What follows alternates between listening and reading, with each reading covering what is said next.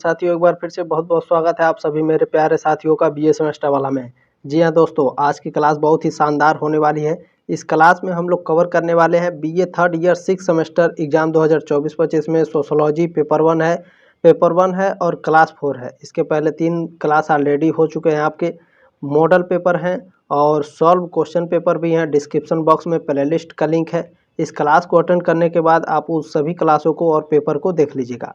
जो दीनदयाल उपाध्याय गोरखपुर विश्वविद्यालय उसका पेपर कोड है SOC 304 सोशोलॉजी का। ठीक है, फर्स्ट पेपर सोशोलॉजी का SOC 304 है प्रश्न पत्र कोड। और आप भारत के किसी भी यूनिवर्सिटी से हो, किसी भी राज्य से हो, आप इस क्लास को अटेंड कर सकते हैं। ठीक है, पेपर का नाम है पायनियर्स ऑफ इंडियन सोशोलॉजी, भारतीय समाजशास्त्र के अग्रदूत। देखिए साथियों, इसमें आज के इस क्लास में, ठीक है, मॉडल पेपर क्लास 4 है। क्लास 4 से आने वाले most important MCQ question answer वो भी नोट्स के साथ आपको मिलेंगे। चलिए, पहला प्रश्न आपका क्या है? पहला प्रश्न आपका है, मुखर्जी के अनुसार मानवीय सभ्यता का अध्ययन किन स्तरों पर किया जाना चाहिए? तो जैविकी उद्विकास के स्तर पर किया जाना चाहिए, सार्वभौमिकीकरण के आधार पर और आध्यात्मिक पक्ष पर। ठीक है, तो ये सभी हो जाएंगे। डी ऑप्शन करेक्ट है। चलिए, ये सभी क्वेश्चन मोस्ट इंपॉर्टेंट है, मॉडल पेपर है, ध्यान रखेंगे। और आपसे रिक्वेस्ट है इस क्लास को शेयर जरूर कर दीजिएगा। ठीक है साथियों। चले, दूसरा प्रश्न क्या है आपका, अपने किस पुस्तक में मुखर्जी ने यह विचार व्यक्त किया कि किसी भी व्यक्ति का व्यक्तित्व वह है जो निर्णय करता है, अपनी रुचि के अनुसार कार्यों का विकल्प तैयार करता है और मूल्यों का पूरा करने का प्रयास करता है। तो ये जो कहे थे इस पुस्तक, ये जो बात कहे थे मुखर्जी जी, ये पर्सनालिटी पुस्तक में कहे थे। ठीक है, ऑप्शन नंबर 1 करेक्ट है आपका। देखिए, सभी मोस्ट इंपॉर्टेंट क्वेश्चन है, ध्यान रखेंगे साथियों। तीसरा प्रश्न है आपका, किसके अनुसार समाज संरचनात्मक अकादमिक का योग है? तो राधा कमल मुखर्जी के अनुसार ये ऑप्शन करेक्ट है तीसरे का। प्रश्न नंबर 4 आपका पूछा साथियों, मुखर्जी जी की पुस्तक the theory and art of mysticism का प्रकाशन कब हुआ? तो इसका प्रकाशन 1937 में हुआ था। बी ऑप्शन करेक्ट है। प्रश्न नंबर 5 क्या है आपका, सामूहिक मूल्य है, सामूहिक दृढ़ता, न्याय और समानता, ये सभी सामूहिक मूल्य है। ठीक है, डी ऑप्शन करेक्ट हो जाएगा आपका। प्रश्न नंबर 6 आपका पूछा गया साथियों, डॉक्टर मुखर्जी के अनुसार सामाजिक मूल्य है। डॉक्टर मुखर्जी के अनुसार सामाजिक मूल्य साध्य मूल्य और साधन मूल्य दोनों हैं। सी ऑप्शन करेक्ट हो जाएगा आपका। चले, प्रश्न नंबर 7 क्या है, व्यक्ति के व्यवहारिक अंग हैं, साध्य मूल्य है। ठीक है, व्यक्ति के व्यवहारिक अंग हैं, साध्य मूल्य। प्रश्न नंबर 8 आपका क्या पूछा है साथियों, कौन से मूल्य पारलौकिक और अमूर्त होते हैं? बहुत ही शानदार प्रश्न है। तो जो साध्य मूल्य होते हैं साथियों, यह जो साध्य मूल्य होते हैं यह पारलौकिक और अमूर्त होते हैं। चलिए, 9वां प्रश्न आपका पूछा है, सामाजिक मूल्य के कार्य हैं। तो सामाजिक मूल्य के कार्य क्या हैं? तो समाज में स्थिति और हस्तांतरण का मूल्यांकन करना। सामाजिक मूल्य समाज के सदस्यों के अनौपचारिक नियंत्रण में मदद करते हैं। ठीक है, सी ऑप्शन करेक्ट हो जाएगा आपका दोनों।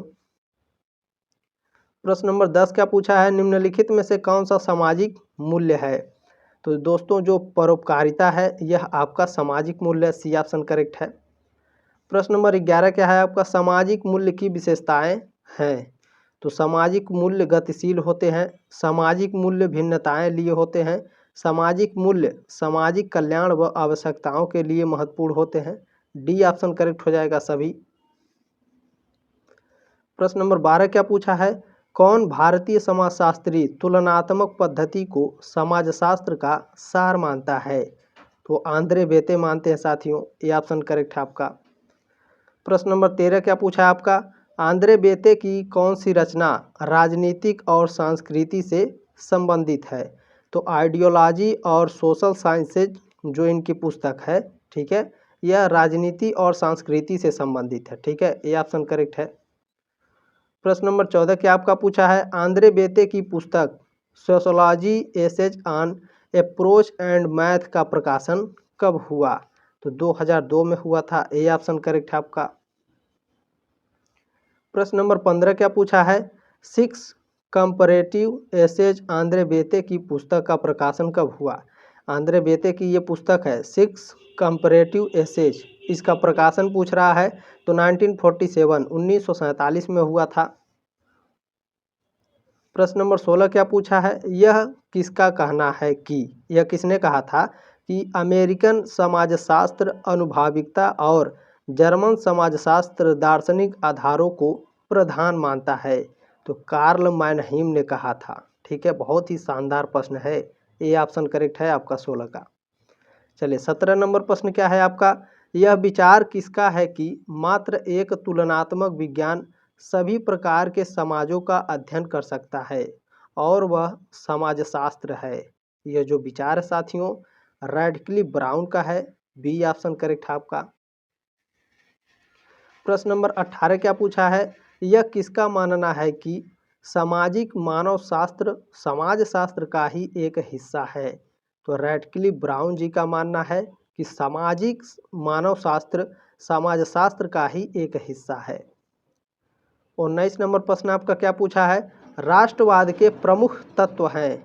तो राष्ट्र की सर्वोच्चता में विश्वास, एक प्रभुत्ता संपन्न सरकार। ठीक है, प्रभुत्व संपन्न सरकार राष्ट्रवाद के प्रमुख तत्व है।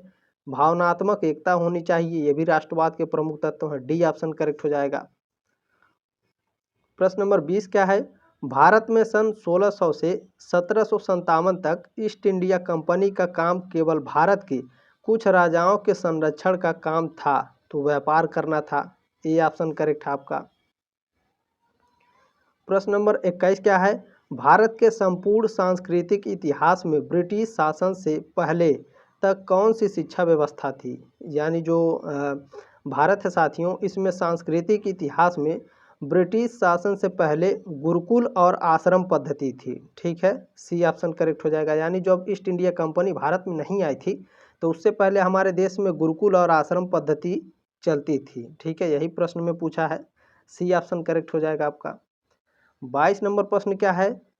A.R. देसाई की रचना the social background of Indian nationalism का प्रकाशन कब हुआ? तो इसका प्रकाशन 1948 में हुआ था। ठीक है, ध्यान से देख लीजिए, ये पूछेगा कि the social background of Indian nationalism ये किसकी पुस्तक है? A.R. देसाई की है। अच्छा, इसका प्रकाशन कब हुआ था? 1948 में। 23 नंबर प्रश्न आपका क्या है? करेंटली ऑपरेटिंग कब प्रकाशित हुआ? तो 1973 में हुआ था। ए ऑप्शन करेक्ट है आपका। और हाँ, जो मैंने मॉडल पेपर पढ़ाया साथियों उसे ज़रूर जाके देख लीजिएगा। जो पहले मॉडल पेपर पढ़ाया था उसमें मैंने काफ़ी एक्सप्लेन करके जितने भी लेखक हैं उन लेखकों की जितनी रचनाएं हैं और प्रकाशन वर्ष है मैंने सभी मॉडल पेपर में डिस्कस कर दिया है। ठीक है, तो प्लेलिस्ट में लिंक है, ज़रूर देख लीजिएगा पहले का जो मॉडल पेपर है। 24 नंबर प्रश्न है A.R. देसाई की पुस्तक eminent features of Indian nationalism का प्रकाशन कब हुआ? 1975 में। ये ऑप्शन करेक्ट है। प्रश्न नंबर 25 क्या पूछा है? A.R. देसाई की पुस्तक the issue and problems of rural sociology in India का प्रकाशन कब हुआ? 1969 में हुआ। ए ऑप्शन करेक्ट है आपका। चले इसमें अब प्रश्न नंबर 26 हम लोग देखेंगे साथियों, आपका क्या पूछा है?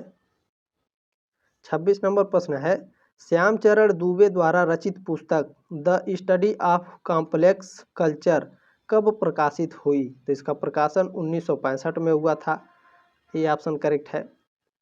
प्रश्न नंबर 27 क्या पूछा है? श्यामचरण दुबे द्वारा रचित पुस्तक explanation and management of change का प्रकाशन कब हुआ? तो इसका प्रकाशन 1971 में हुआ था। ठीक है, ध्यान से देख लीजिए, explanation and management of change पुस्तक श्यामचरण दुबे की है। इसका प्रकाशन 1971 में हुआ। प्रश्न नंबर 28 क्या है? Contemporary India and its modernisation का प्रकाशन कब हुआ? 1974 में हुआ। ये ऑप्शन करेक्ट है।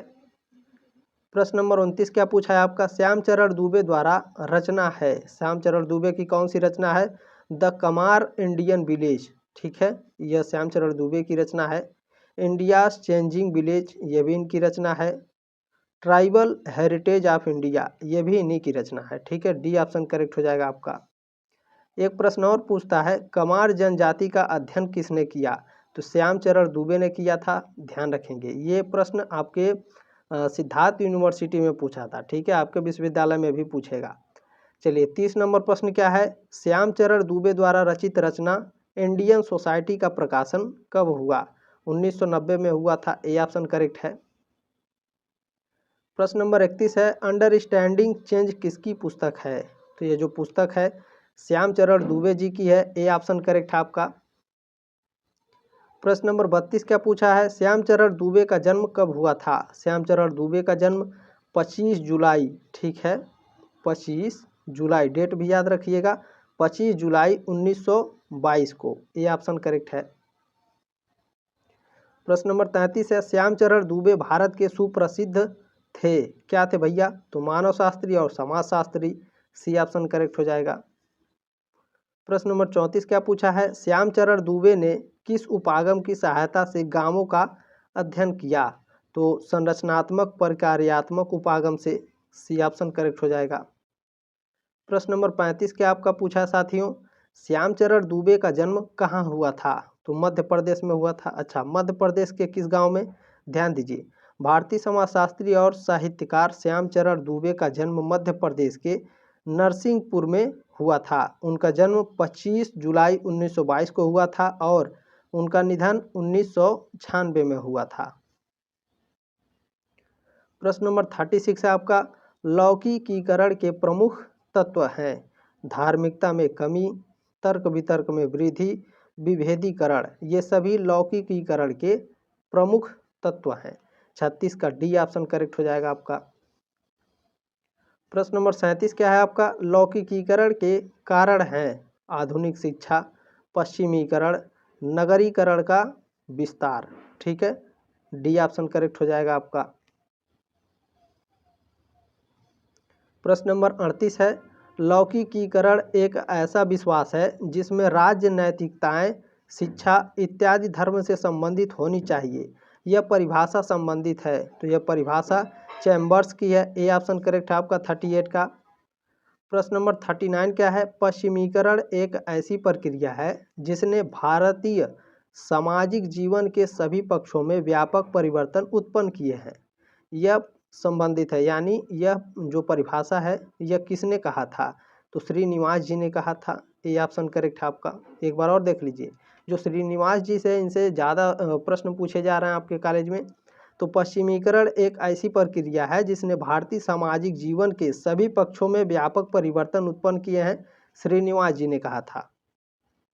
प्रश्न नंबर 40 क्या है, मैसूर के रामपुरा गांव का अध्ययन किसने किया? तो श्रीनिवास जी ने किया था, ये ऑप्शन करेक्ट है। और ये जो प्रश्न है सिद्धार्थ यूनिवर्सिटी में पूछ चुका है, आपके कॉलेज में भी पूछेगा, तो जो मैंने प्रश्न कराया है उसे ज़रूर जाके देख लीजिएगा। और पीडीएफ पाने के लिए आप क्या करेंगे, टेलीग्राम ग्रुप का लिंक जरूर ज्वाइन करें, ठीक है। चले, modern Indian and the west किसकी रचना है? तो यह रचना है ओमेले की, ठीक है, ओमाली चाहे ओमेले, ध्यान रखेंगे। प्रश्न नंबर 42 है, मानवतावाद तथा तर्कवाद पश्चिमीकरण की प्रक्रिया के अंग हैं जिन्होंने भारत में सामाजिक सुरक्षा की एक संस्थागत प्रक्रिया को जन्म दिया, यह कथन संबंधित है? तो यह प्रोफेसर योगेंद्र सिंह ने कहा था, ये ऑप्शन करेक्ट है। प्रश्न नंबर 43 क्या है, पश्चिमीकरण की प्रक्रिया ने भारतीय ग्रामीण समुदाय में अनेक महत्वपूर्ण परिवर्तन उत्पन्न किए हैं, यह कथन संबंधित है? तो प्रोफेसर श्याम सुंदर दुबे जी से संबंधित है, ये ऑप्शन करेक्ट है। प्रश्न नंबर 44 है, यह कथन किसका है कि पश्चिमीकरण के कारण भारतीय ग्रामीण सामाजिक संगठन में परिवारात्मकता का प्रभाव कम हो गया है? तो यह प्रोफेसर देसाई जी ने कहा था, ठीक है, ये ऑप्शन करेक्ट है। प्रश्न नंबर 45 क्या है आपका, सामान्य रूप से परिवारात्मकता अथवा परिवारवाद का अर्थ है व्यक्तिगत सदस्यों के हित को गौण मानते हुए परिवार के कल्याण को सबसे अधिक महत्वपूर्ण स्वीकार करना, यह परिभाषा संबंधित है, वर्सेस तथा लाख से संबंधित है, ये ऑप्शन करेक्ट है। प्रश्न नंबर 46 क्या है, रूरल सोशोलॉजी इन इंडिया किसकी रचना है? AR देसाई जी की रचना है, ये ऑप्शन करेक्ट है आपका। प्रश्न नंबर 47 क्या है, the sociology of rural life किसकी रचना है? स्मिथ की रचना है, ये ऑप्शन करेक्ट है। प्रश्न नंबर 48 क्या है? प्राचीन भारत के पारिवारिक जीवन की आधारशिला संयुक्त परिवार प्रथा ही थी, यह परिभाषा संबंधित है। तो शिवदत्त ज्ञानी जी से संबंधित है, ये ऑप्शन करेक्ट है आपका। प्रश्न नंबर 49 है, संयुक्त परिवार की आधारभूत विशेषता है? बड़ा आकार, संयुक्त संपत्ति, संयुक्त निवास स्थान, ये सभी संयुक्त परिवार की आधारभूत विशेषताएं हैं। प्रश्न नंबर 50 क्या है? संयुक्त परिवार के कार्य हैं? सुरक्षा संबंधी कार्य, समाजीकरण, व्यक्तिवादिता पर नियंत्रण, ये सभी क्या है साथियों? ये सभी आपके संयुक्त परिवार के कार्य हैं। ठीक है, डी ऑप्शन करेक्ट हो जाएगा। प्रश्न नंबर 51 है, संयुक्त परिवार को प्रभावित करने वाले आधुनिक प्रवृत्तियां हैं? नारीकरण है, औद्योगिकरण है, जनसंख्या में वृद्धि, ये सभी क्या है? संयुक्त परिवार को प्रभावित करने वाले आधुनिक प्रवृत्तियां। ठीक है, डी ऑप्शन करेक्ट हो जाएगा। उम्मीद है साथियों आपको क्लास अच्छा लगा होगा। इस क्लास को शेयर कर दीजिएगा अपने दोस्तों के साथ, और जो मैंने मॉडल पेपर दिए हैं और जो क्वेश्चन पेपर सॉल्व कराए हैं उसे ज़रूर देख लीजिएगा। ठीक है, जल्दी मिलते हैं नेक्स्ट क्लास में, तब तक के लिए जय हिंद, जय भारत।